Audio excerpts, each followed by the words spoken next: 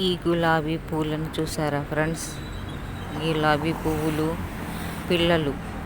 ఆ పువ్వులు ఎంత అందంగా మొగ్గ వయసులో ఎంత చక్కగా విచ్చుకునే ముందు ఎలా ఉన్నాయో చూసారా?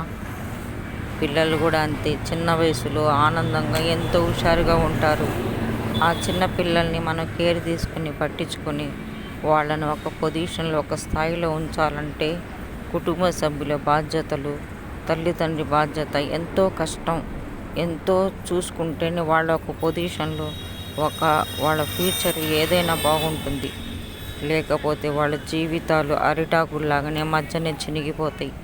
ఎటు వెళ్ళిపోతాయో గాలికి, ఎటైతే అటిపోతాయి. అందుకని పిల్లల్ని చాలా సున్నితంగా వాళ్ళ మైండ్ సెట్లను బట్టి మనం నడుచుకొని వాళ్ళని ఒక పొజిషన్లో తెచ్చుకునే బాధ్యత మన అందరిది ఫ్రెండ్స్.